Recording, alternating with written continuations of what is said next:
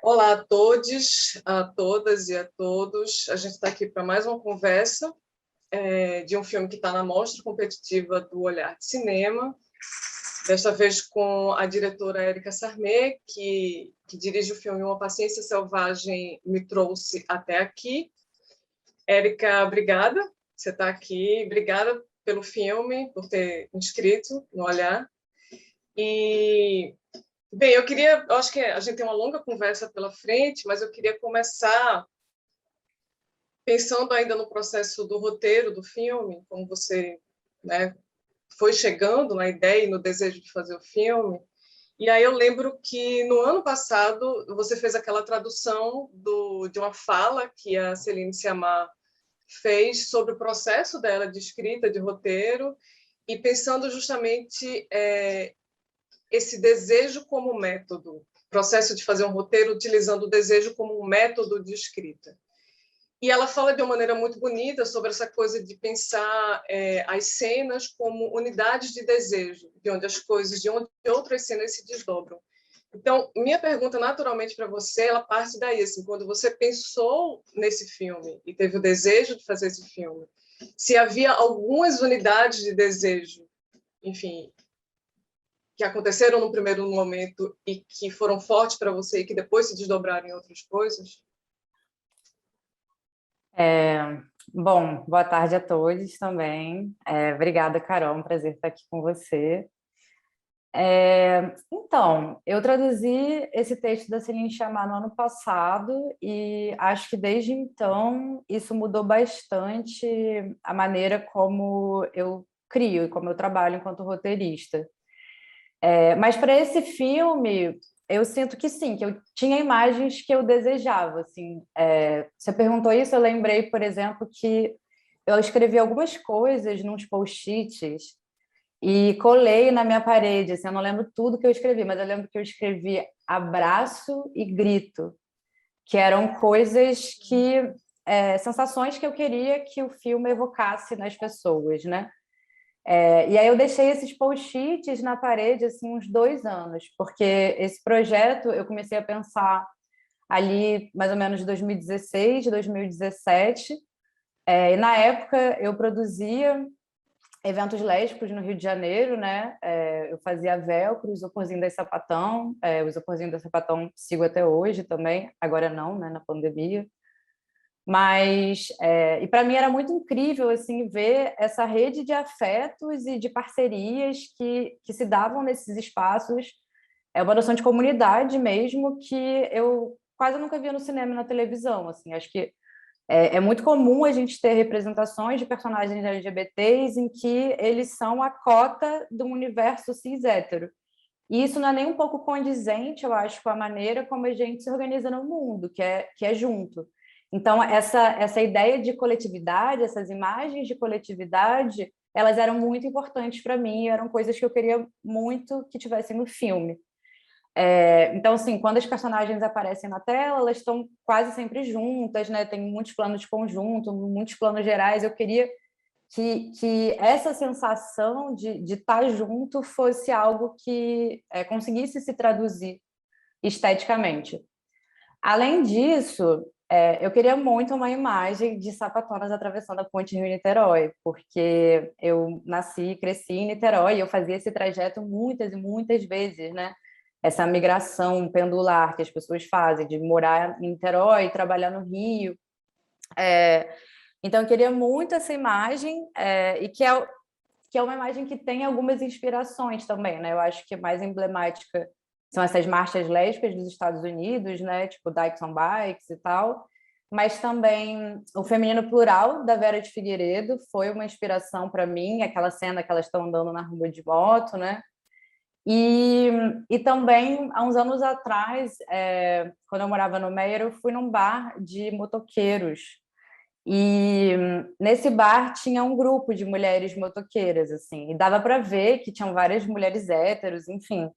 Mas eu fiquei muito encantada com aquilo e fiquei pensando como é que seria se todas elas fossem sapatão, sabe?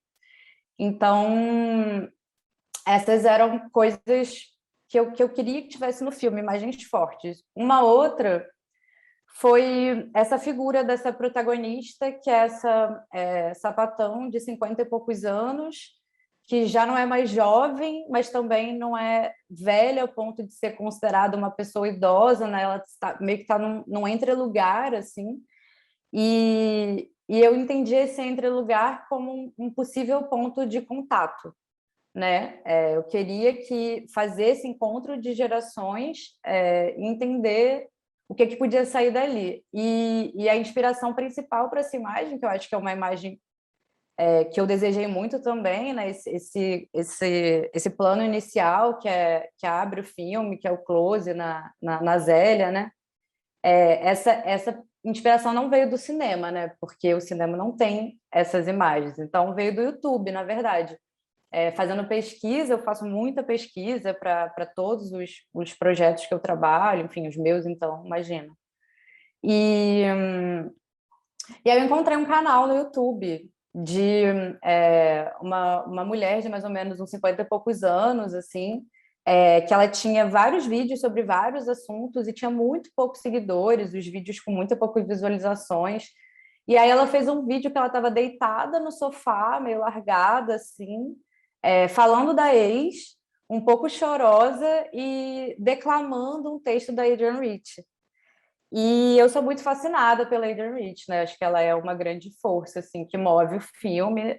Tem muito do trabalho dela no filme, né? Não só no título, mas tem citações diretas, enfim.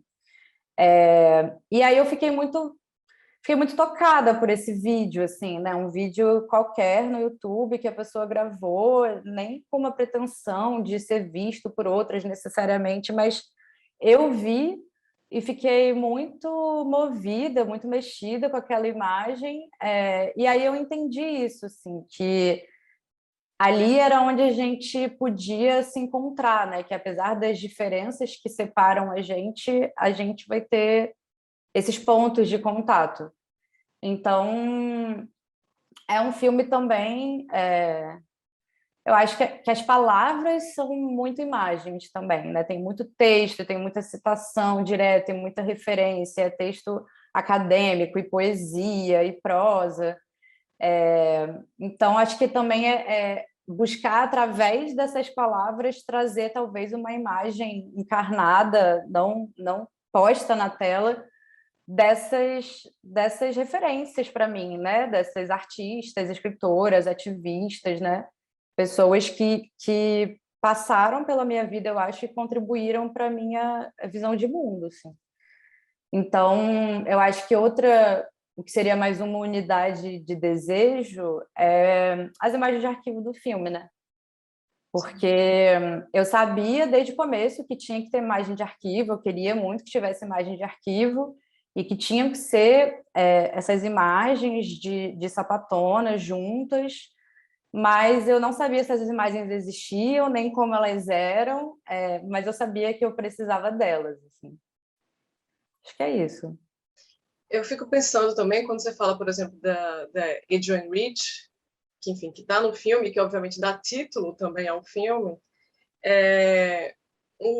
um dos versos que eu usei para fazer a sinopse do filme, no Olhar, foi um verso dela em que ela fala, e que para mim eu acho que conversa muito com a personagem central do filme, né, que vai terminar se encontrando com as outras, que é interpretada, no caso, pela Zélia Duncan, que é um verso que ela diz assim, está velha, velha a mulher incendiária, eterna iniciante, que dá conta justamente disso, de alguém que está sempre nesse processo de, enfim, a velha eterna iniciante, a velha que descobre coisas novas no caminho. E aí me lembrou muito dessa personagem, assim, parece que ela é feita à medida desse verso, de alguma forma, assim. Eu queria que você falasse também um pouco desse teu contato com ela, que é uma referência, é uma dessas referências. Existem outras que estão no filme e que estão na trilha do filme, que estão nos versos e na prosa e na poesia que o filme traz, mas ela também é um desses pilares no meio dessa história. Então eu queria entender o processo de contato também com ela, como é que foi para você e como é que foi a troca também entre vocês duas, porque ela é essa eterna iniciante também nesse processo. Ai, Foi incrível, na verdade. A Zélia é uma pessoa incrível. Mas isso que você falou desse verso da Eden Rich, eu acho que descreve muito bem, né? Porque a personagem ela é inspirada na Vange Leonel, ao mesmo tempo que não Sim. é, né? É uma homenagem e uma referência a ela, não só pelo nome, mas também pela música, né? Ao mesmo tempo, não é ela, porque a Vange era uma pessoa muito que se colocava, né? Muito outspoken, assim. E isso, inclusive, era mal visto por muitas pessoas, né? Então, nos anos 90, ela era assumida e militava pelas lésbicas de um jeito que quase ninguém fazia, assim, no universo da arte, da vida pública, né? Claro que a militância já existia há muito tempo, mas com esse tipo de visibilidade, não. Então, essa personagem foi construída pensando nessa ambiguidade mesmo, assim, de trazer um pouco esse espírito Vange, ao mesmo tempo, essa personagem que talvez achasse aquilo tudo um pouco demais, sabe? E nisso ela aprende muitas coisas novas, ela vê que tem muito mais ainda para se viver, para se explorar. E como a Zélia entrou no projeto, então, uma das minhas. A gente fez um processo de seleção de elenco muito diminuto, assim, né? A gente não divulgou nem nada, porque eu tinha uma única restrição que é que eu queria que as pessoas que fossem interpretar as personagens fossem lésbicas ou bissexuais, assim. Não queria, por mais que fosse uma atriz hétero maravilhosa, eu queria que realmente fossem pessoas que, de algum modo, se conectassem com aquelas personagens, se conectassem com aquelas histórias e, e trouxessem uma verossimilhança, assim, né? E, e aí, para pensar a personagem principal, isso foi muito difícil, porque ela está numa faixa etária essa fase assim de 50 e poucos anos, que para as pessoas que trabalham com atuação ainda é muito. Foi durante muito tempo difícil se assumir, e para muita gente ainda é difícil falar sobre isso, ou preferem não falar, né?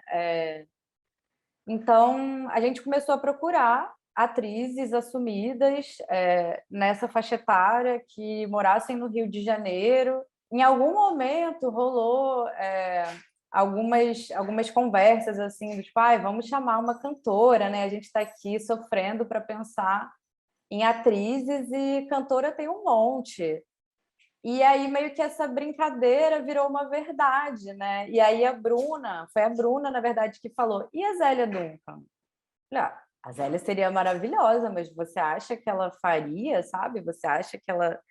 Eu não sei, vamos ver, vamos tentar o contato dela. E aí rolou, eu consegui falar com a Zélia, liguei para ela, e aí me apresentei, falei do projeto, mandei o roteiro, ela adorou e topou. E foi incrível porque trouxe mais uma camada de citação para o filme, né?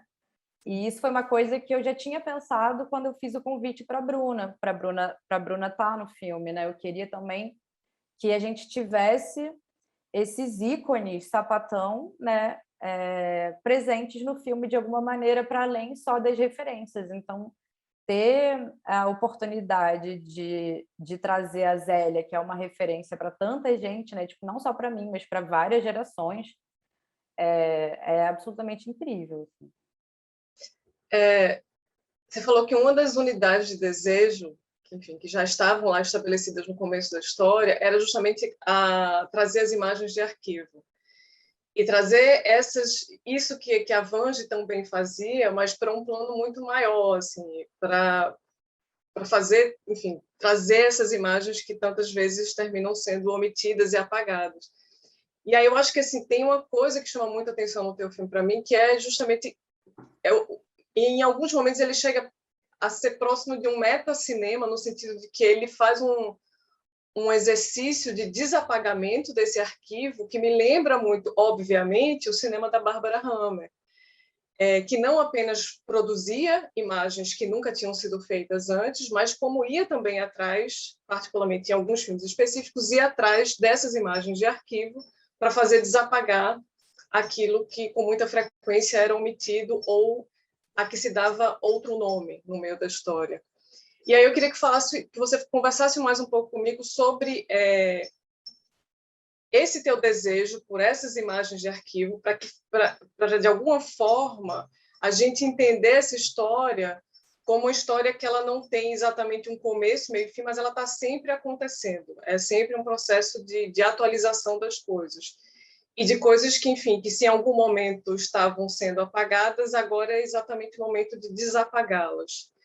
E aí eu queria que você falasse um pouco desse desejo do arquivo e, obviamente, das referências da Barbara Hammer, que também estão no filme. Massa. Cara, a Barbara Hammer é uma grande inspiração para mim, assim, desde que eu conheci o trabalho dela. Para mim, foi um pouco como ela diz que foi o encontro dela com os filmes da Maya Deren, sabe? São essas obras que bagunçam o nosso mundo e faz a gente ver que o cinema também é possível para gente. E... Ai, gente, só um minuto que eu vi que eu estava com o WhatsApp aberto aqui, fechei. É isso, que o cinema também é possível para gente, que se as imagens que existem, elas incomodam, ou a falta, né, a ausência dessas imagens incomodam, que a gente tem o poder de operar no mundo, né, sobre isso. E aí eu acho que um conceito, na verdade, que norteou muito o projeto, né, e muito o meu fazer do filme foi o de Arquivo de Sentimentos, da Amy Tverskovich. Estava até no projeto escrito assim mesmo, porque no Archive of Feelings, né, ela fala do cinema como... E aí esse é um livro que mexeu muito comigo também, né? Nesse livro ela fala sobre como o cinema ele pode ser esse arquivo de sentimentos da comunidade LGBT, mas não só porque as nossas imagens elas tratam diretamente de sentimentos, né? Então imagens de sexo, de amor, de amizades, de encontros, de traumas também, mas também porque são imagens rejeitadas pelos arquivos oficiais, né?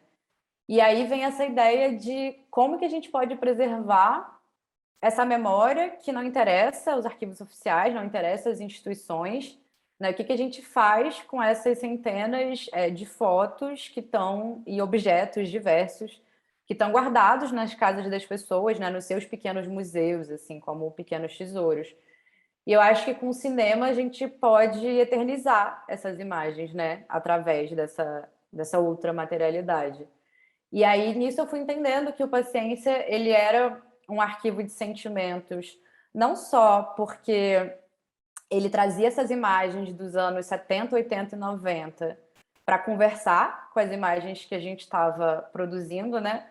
Mas também porque ele também se torna um arquivo das nossas vivências no momento que aquele filme estava sendo feito. Então, a gente filmou na minha casa, na época, que já não moro mais lá, já não é minha casa. A gente filmou na casa da Clarissa, que também já não é mais a casa dela. Tem meu gato no filme, tem a Ponte Rio-Niterói, que foi muito marcante, tem a Praça da Cantareira, né? E para quem estudou, trabalhou na UF, que é o meu caso também, a Cantareira é muito importante. Tem a Fosfobox, que é uma boate no Rio que fechou durante a pandemia, mas foi o lugar onde eu dei meu primeiro beijo numa mulher, não o primeiro beijo, a primeira vez que eu beijei numa boate. E aí nisso também eu tentei homenagear muitas pessoas, assim, não só as minhas referências, né, não só artistas, escritoras, poetas, mas também as pessoas que passaram pela minha vida. Então tem as minhas amigas lá, sabe? Tem a primeira professora sapatão que eu tive na vida, ela faz figuração no filme, eu fiz muita questão que ela tivesse no filme, porque foram pessoas que marcaram a minha trajetória, né? E eu também sou curadora de um cineclube, né? O Quase Catálogo, que é um cineclube feminista que acontece desde 2016 em Niterói. E nisso, eu acho que é a única cinefilia que eu faço uma grande adesão, que é do cinema lésbico. Eu vi muitos filmes, né, sapatão, nos últimos anos. E sempre me incomodou muito essa hegemonia da construção das personagens lésbicas como monogâmicas e o foco narrativo nesse desenlace amoroso. Então, eu acho que uma das imagens talvez novas que o filme traz, eu não sei se dá para a gente falar de filme assim, né? Mas acho que uma coisa nova talvez que o filme traz é esse relacionamento não monogâmico entre as personagens, né? Essa possibilidade de compartilhamento dos afetos, porque e que elas façam outras coisas também, assim, porque é muito cansativo, pelo menos para mim, essa quantidade de filmes e séries que centralizam toda a experiência lésbica numa experiência de casal, numa experiência romântica, como se a sexualidade não afetasse todas as esferas da nossa vida, né? Como se não fosse fundamental na organização da nossa vida, no lugar onde a gente mora, nos trabalhos que a gente escolhe, quando a gente tem a opção de escolher trabalho, né?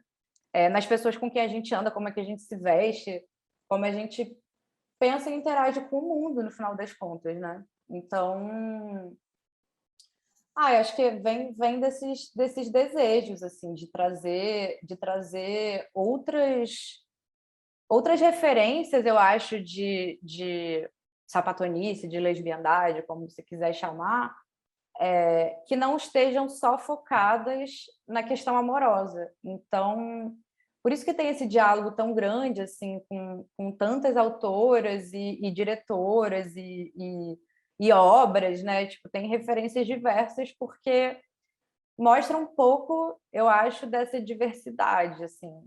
Não sei se diversidade seria a melhor palavra, mas mostra um pouco dessa pluralidade de formas de criar, eu acho, que atravessam a experiência lésbica, que não é exclusiva de uma relação de casal. Uhum.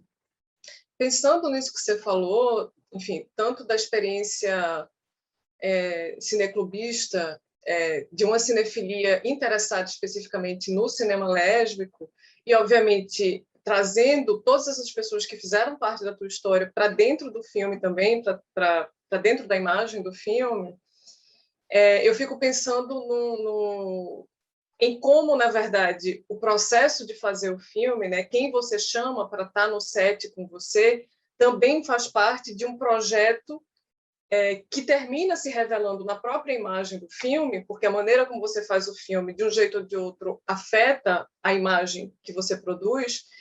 E aí eu queria que você falasse também sobre a parte do trabalho de direção, que é justamente fazer essa escolha de quem vai estar contigo fazendo esse filme, ali do teu lado, quem você escolhe para estar perto de você e o quanto isso interfere na imagem final, até porque dependendo de quem está no set, as conversas antes de algumas cenas específicas são muito particulares, e esse processo de conversa é muito particular. Então, eu queria que, obviamente, na medida de até onde você pode falar, né, sobre os bastidores disso daí, que você desenvolvesse um pouco esse trabalho de equipe que você traz para junto de você. Uhum, claro. Cara, então, isso foi uma coisa que atravessou muito, na verdade, o processo de pensar e realizar o filme, mas que envolve, na verdade, uma questão maior que acho que a gente está conversando aqui, que é sobre isso, né? O que é o cinema lésbico e como uma lésbica filma e como a gente pode filmar. Eu já fiz, há uns anos atrás, uma fala na Socine sobre isso, né? E desde então, acho que foi 2017, por aí, desde então, eu acho que eu venho nessa reflexão um pouco obsessiva sobre esse assunto e que eu acabei não conseguindo assimilar ou assentar em texto mesmo. E entendi que o filme, né, acho que as imagens às vezes podem comunicar melhor certas coisas que a gente está pensando, assim, né? Então, um filme com personagens lésbicas feito por um homem cis não é um filme lésbico, e um filme feito por mulheres sobre lésbicas é necessariamente um filme lésbico, né? Um filme feito por mulheres e pessoas trans. Como que ele apresenta essa lesbianidade, né? Como que ela pode se transformar? Eu acho que o set do meu filme ele foi um set como qualquer outro, na verdade, assim, qualquer outro set de filme brasileiro, que é pouco dinheiro, muito perrengue, muita garra de todo mundo envolvido para fazer o filme acontecer. Eu penso que às vezes a gente idealiza um pouco, e eu sei que eu fui muito tomada por isso também, essa ideia de um set sem homem cis, como se necessariamente isso fosse acabar com todos os ruídos. E eles diminuem, sem dúvida, mas eu acho que isso não é uma imunidade contra problemas, assim. A minha experiência, e acho que de vários amigos, não é essa, porque fazer cinema no Brasil é muito exaustivo, né, cara? E ao mesmo tempo, eu acho que tem uma diferença grande quando a equipe está emocionalmente ligada ao projeto e quando ela vê como só mais um trabalho. Então, para mim, eu acho que essa é a dimensão afetiva, coletiva, que se traduz na tela. Nesse sentido, eu acho que uma cena boa que a gente pode falar sobre é a cena de sexo do filme, né? Essa era uma cena que eu tinha muita preocupação, não só por causa do conforto e bem-estar do elenco e tal, mas também pelo peso daquela imagem, né? Como ela podia bater de forma diferente nas diferentes pessoas. Então, nesse sentido, não ter homem cis no set para essa cena foi muito bom, porque acho que todo mundo conseguiu ficar tranquilo e confortável com isso, assim, sabe? De realmente confiar que todas as pessoas presentes ali, elas entendiam o quão delicada eram aquelas imagens, né? Mas essa cena, o que é legal é que ela foi uma criação bastante colaborativa, assim, porque ela estava no roteiro, eu escrevi ela de uma maneira diferente, eu imaginava ela de uma maneira diferente. E aí, quando eu entendi que não ia dar para ser daquela maneira que eu tinha escrito, eu comecei a repensar totalmente a cena do zero, assim, na verdade.